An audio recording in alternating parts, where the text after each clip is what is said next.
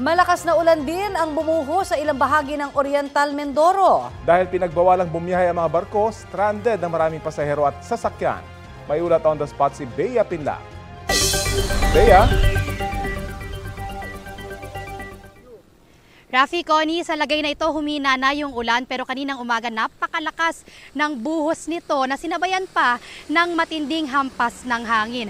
Tanaw rito sa aking likuran yung napakahabang hanay ng mga truck, sasakyan na stranded ngayon dahil hindi pa pwedeng pumalaot ang anumang sasakyang pandagat. Ang ilan dito may sakay na perishable goods tulad ng prutas at gulay at dahil Miyerkules pa walang biyahe ang barko. Ang ilan sa mga produkto nabubulok na. Nagpapatid naman ng ready-to-eat food pack sa mga otoridad ngayong umaga para sa mga stranded dito na driver. Ayon sa PDRMO, hindi raw kasi sila pwede sa Calapan Port o sa anumang pantalan mamalagi dahil nga sa banta ng storm surge.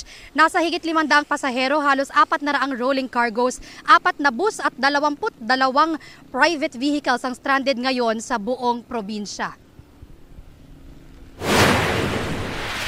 Pag umuulan, pasok kami sa loob ng jeep, siksikan kami dito. Ang malaki po, logi na po nun.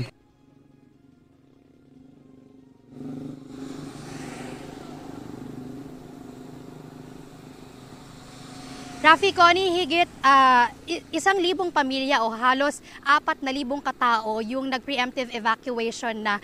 Pero ayon sa PDRMO, posible pa silang magpairal ng sapilitang pagpapalikas kung lalo pang sumungit yung panahon. Kasalukuyan nasa ilalim ng Signal Number 3 ang buong probinsya ng Oriental Mindoro. Yan muna ang latest mula rito sa Oriental Mindoro. Balik sa inyo. Maraming salamat at ingat kayo dyan, Bea Pinla.